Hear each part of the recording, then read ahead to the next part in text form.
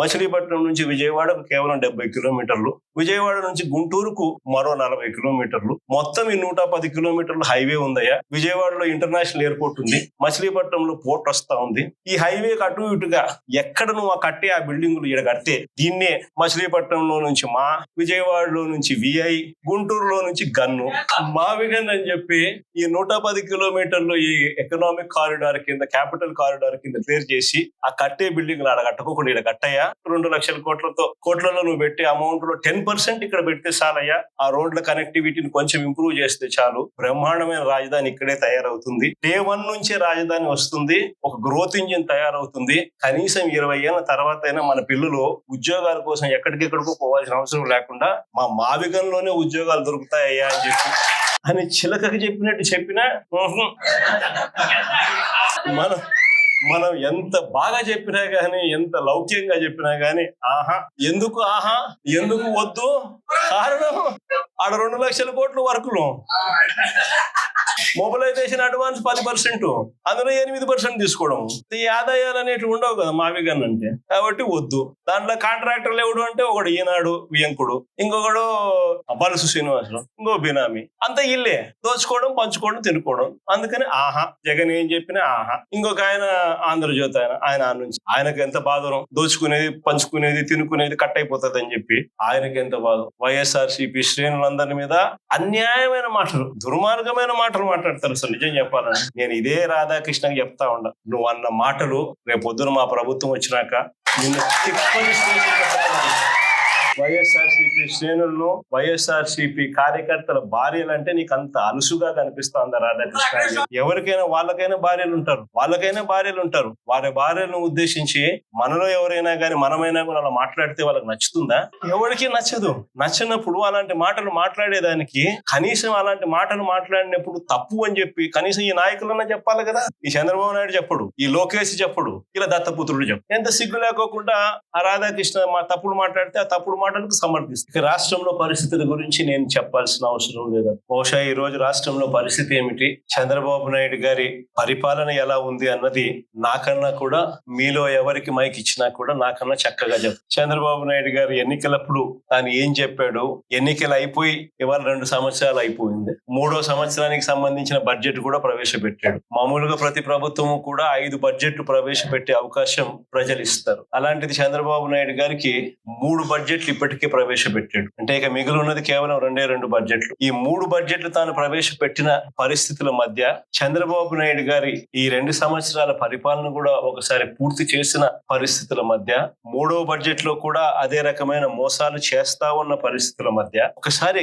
రాష్ట్రాన్ని గమనిస్తే, చంద్రబాబు నాయుడు గారి పరిపాలన గమనిస్తే ఈరోజు మనకు కనిపించేటివి ఏమిటి అని అంటే, సూపర్ 6లు అన్నాడు, సూపర్ 7లు అన్నాడు. ఎన్నికలకు ముందు ఇంటింటికి వెళ్లి ప్రతి ఇంటికి బాండ్లు ఇచ్చినాడు. ఆ బాండ్ల మీద పవన్ కళ్యాణ్ గారి సంతకము, ఈయన సంతకము, ఇద్దరు సంతకాలు పెట్టిన బాండ్లు ఇచ్చిన. త్రికరణ శుద్ధితో మేమిద్దరం కలిసి ప్రమాణం చేస్తా ఉన్నాము, జూన్ 2024 నుంచి మీ ప్రతి ఇంటికి ఇవన్నీ వస్తాయి అని చెప్పి ఏకంగా బాండ్, అలాంటి బాండ్లు ఇచ్చి సూపర్ 6లు, సూపర్ 7లు అని చెప్పి ఇవాళ అవన్నీ కూడా పూర్తిగా మోసాలుగానే మిగిలిపోయిన పరిస్థితుల మధ్య ఈ రోజు మనం చంద్రబాబు నాయుడు గారి పరిపాలనలో మనం చూస్తాం. మేనిఫెస్టో అన్నది మన హయాంలో, మేనిఫెస్టో అన్నది ఒక భగవద్గీత కిందనో, ఒక బైబిల్ కిందనో, ఒక ఖురాన్ కిందనో భావిస్తూ 99% హామీలు నెరవేర్చినాము అని చెప్పి ప్రజల దగ్గరికి గర్వంగా తలెత్తుకుని చెప్పిన పరిస్థితి మన పార్టీ, మన హయాంలో జరిగితే, మేనిఫెస్టో అన్నది చెత్తబుట్టలో పడేసిన పరిస్థితులు మళ్ళీ ఈ రోజు కేవలం మారిందల్లా ఒక జగనే. జగన్ ఉన్నప్పుడు పరిస్థితి ఏమిటి, జగన్ లేకపోతే పరిస్థితి ఏమిటి అన్నది మాత్రమే తేడా. గమనించినట్లయితే ఈ రోజు పరిస్థితి ఏమిటి అని అంటే, గతంలో చంద్రబాబు నాయుడు గారు చెప్పినట్టుగా జగన్ ఇచ్చేటివన్నింటినీ ఇస్తాను, జగన్ ఇచ్చేటివే కాకుండా అంతకు మించి సూపర్ 6లు, సూపర్ 7లు ఇస్తానని చెప్పిన పెద్ద మనిషి ఈ రోజు పరిస్థితి ఏమిటి అని అంటే, బిర్యానీ పెట్టలేదు ఎలాగూ, ఉన్న పలావ్ కూడా పోయింది అని చెప్పి ఈ రోజు ప్రతి ఇంట్లో కూడా చర్చ ఇదే మాదిరిగానే జరుగుతా ఉంది. ఒకవైపునేమో సూపర్ 6లు, సూపర్ 7లు మోసాలుగానే మిగిలిపోయిన పరిస్థితులు, మరోవైపున మన పథకాలన్నీ కూడా రద్దయిపోయి ఈ రోజు పూర్తిగా చిన్నాభిన్నమైపోయిన పరిస్థితుల మధ్య మధ్య గ్రామీణ ఆర్థిక వ్యవస్థ ఈ రోజు కనిపిస్తా ఉంది. విద్య, వైద్యం, వ్యవసాయం, సుపరిపాలన, లా అండ్ ఆర్డర్, సంక్షేమం, అభివృద్ధి ఇవన్నీ కూడా ఈ రోజు తిరోగమనంలోనే కానీ ఎక్కడా కూడా ఫలాని మంచి చేశాము అని చెప్పే పరిస్థితి పోయి ఈ రోజు ఎక్కడ చూసినా కూడా తిరోగమనమే కనిపిస్తుంది. ఇంకో ఆశ్చర్యకరమైన విషయం ఏమిటో తెలుసా? మన 5 సంవత్సరాల కాలంలో మనం 3,31,000 కోట్లు మనం అప్పులు మనం చేస్తే ఆ 3,31,000 కోట్లలో 2,73,000 కోట్లు నేరుగా మీ జగన్ బటన్లు నొక్కడం, నా అక్క చెల్లెమ్మల కుటుంబాల ఖాతాల్లోకి నేరుగా డబ్బులు వెళ్ళిపోవడం చూశాం.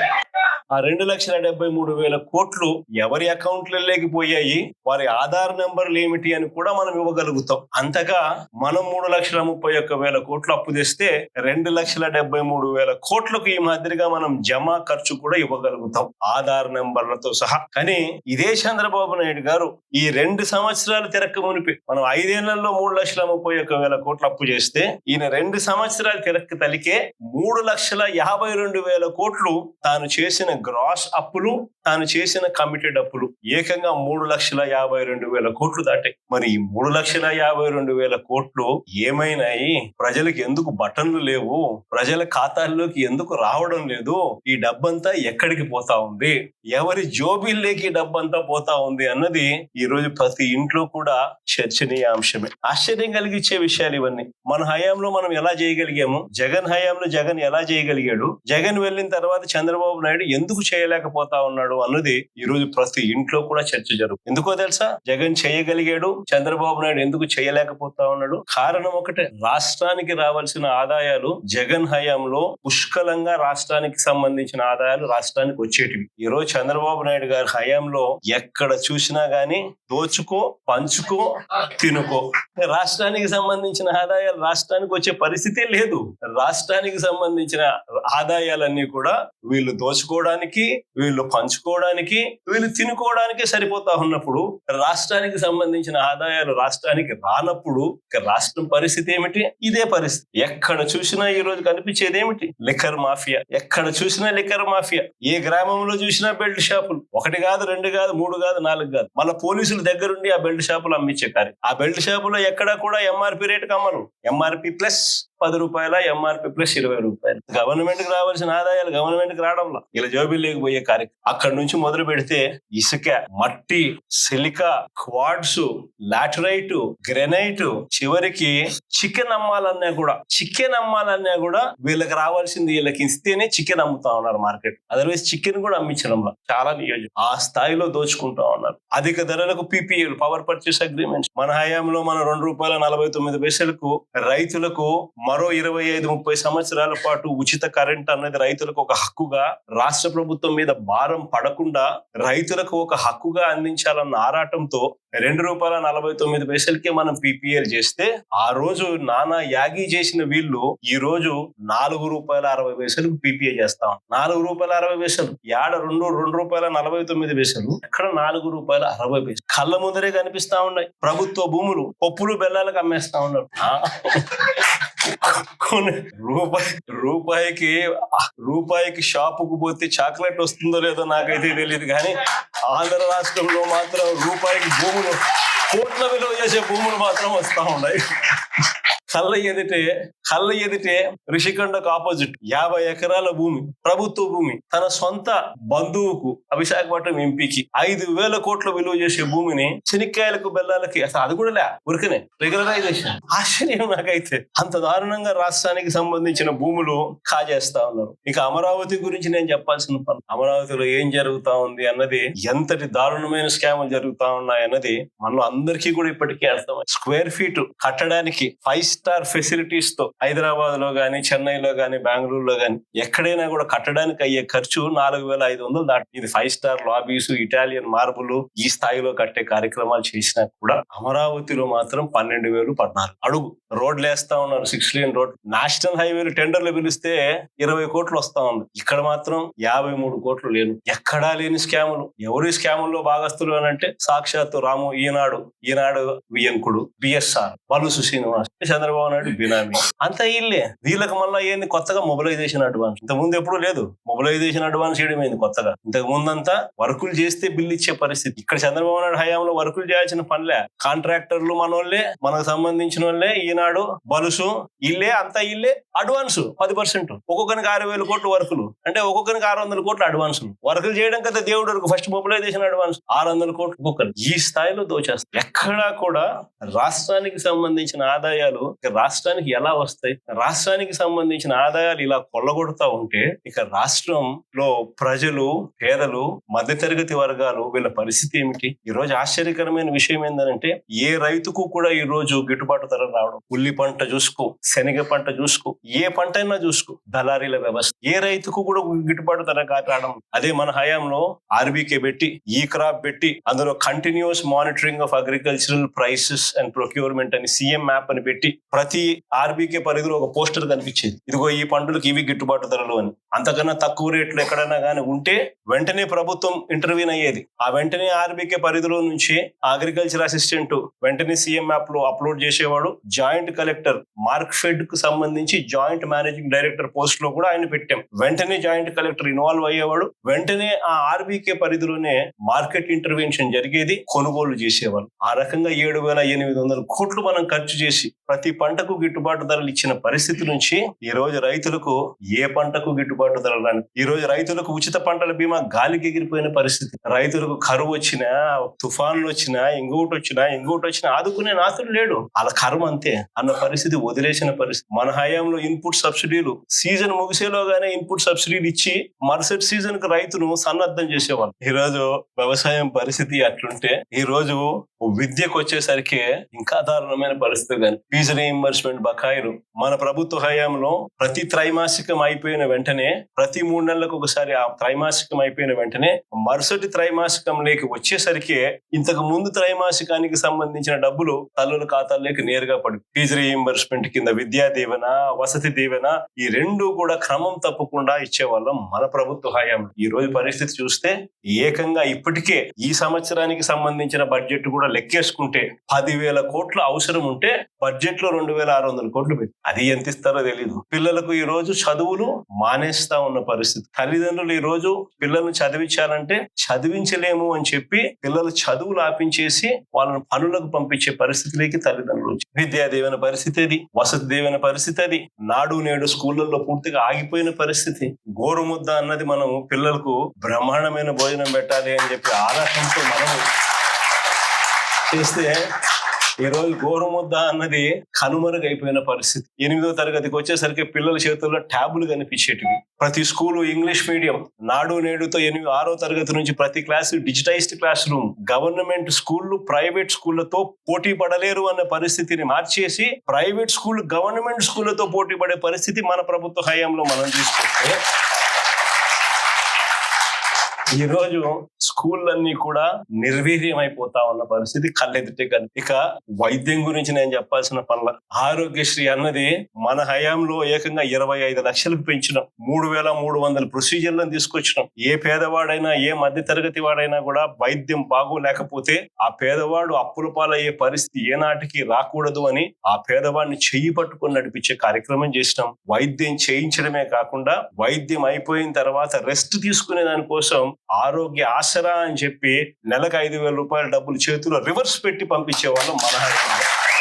ఈ రోజు నెట్వర్క్ హాస్పిటల్లో మాకు 3,200 కోట్లు బకాయిలు ఉన్నాయి. చంద్రబాబు నాయుడు గారు ఈ బకాయిలు ఇవ్వకపోతే మేము చేతులు ఎత్తేస్తున్నాము, మేము బోర్డు తిప్పేస్తా ఉన్నాము అని చెప్పి ఏకంగా స్ట్రైకులు చేస్తా ఉన్న పరిస్థితి. పేదవానికి ఈ రోజు ఆరోగ్యం అందుతా ఉన్నా, అందకపోయినా కానీ కనీసం ఆలోచన చేసే నాతులు కూడా ఈ రోజు రాష్ట్రంలో.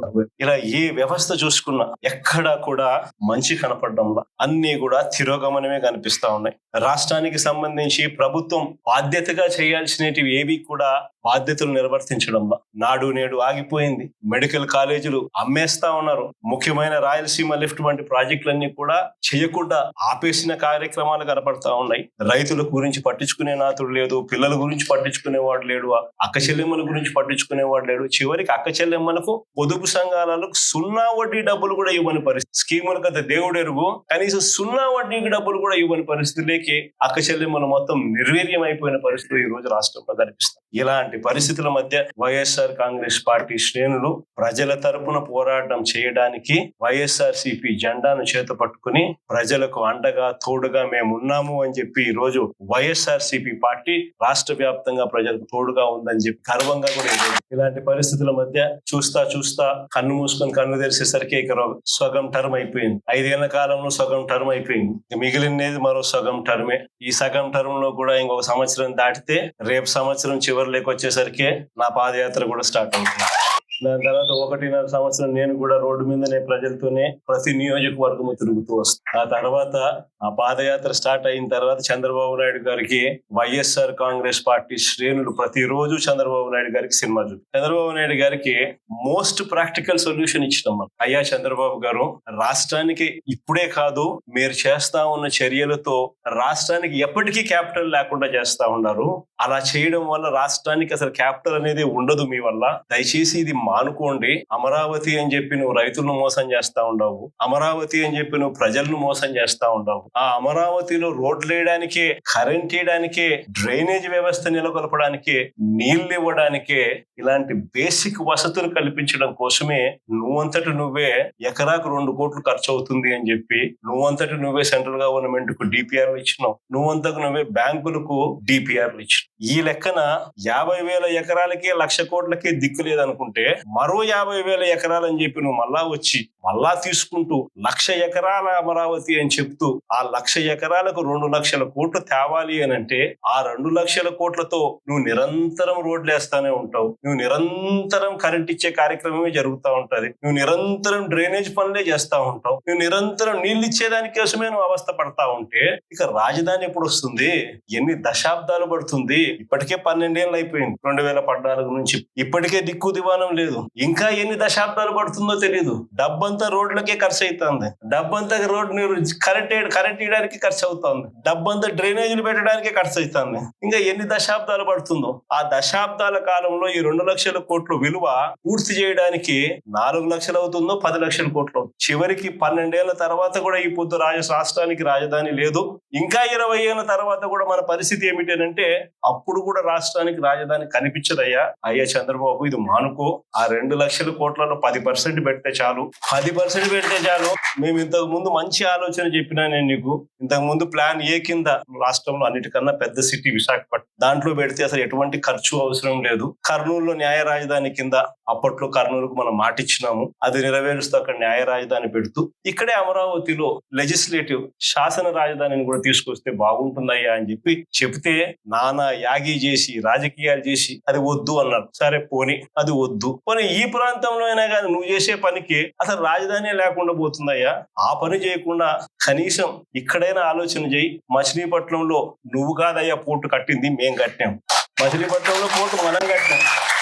మన హయాంలోనే మనం భూములు తీసుకుంటాం. మన హయాంలోనే మనము అనుమతులు తీసుకొచ్చినాం. మన హయాంలోనే మనం ఫైనాన్షియల్ క్లోజర్ చేసినాం. మన హయాంలోనే మనం బ్యాంకులతో నీట్గా టైఅప్ కూడా చేసి స్టార్ట్ చేసి 30-40% వర్కులు కూడా పూర్తి చేసినాం మన హయాంలోనే. ఆ పోర్టు అయిపోతుంది. మచిలీపట్నం నుంచి విజయవాడకు కేవలం 70 కిలోమీటర్లు, విజయవాడ నుంచి గుంటూరుకు మరో 40 కిలోమీటర్లు, మొత్తం ఈ 110 కిలోమీటర్లు హైవే ఉందయ్యా. విజయవాడలో ఇంటర్నేషనల్ ఎయిర్పోర్ట్ ఉంది, మచిలీపట్నంలో పోర్ట్ వస్తా ఉంది. ఈ హైవేకి అటు ఇటుగా ఎక్కడ నువ్వు కట్టే ఆ బిల్డింగులు ఇక్కడ కడితే దీన్నే మచిలీపట్నంలో నుంచి మా, విజయవాడలో నుంచి విఐ, గుంటూరులో నుంచి గన్ను, మావిగన్ అని చెప్పి ఈ 110 కిలోమీటర్లు ఈ ఎకనామిక్ కారిడార్ కింద, క్యాపిటల్ కారిడార్ కింద క్లియర్ చేసి ఆ కట్టే బిల్డింగ్ ఆడ కట్టుకోకుండా ఇక్కడ కట్టయ్యా. 2,00,000 కోట్లలో నువ్వు పెట్టే అమౌంట్ లో 10% ఇక్కడ పెడితే చాలయ్యా. ఆ రోడ్ల కనెక్టివిటీని కొంచెం ఇంప్రూవ్ చేస్తే చాలు. బ్రహ్మాండమైన రాజధాని ఇక్కడే తయారవుతుంది. డే 1 నుంచే రాజధాని వస్తుంది. ఒక గ్రోత్ ఇంజిన్ తయారవుతుంది. కనీసం 20 ఏళ్ల తర్వాత అయినా మన పిల్లలు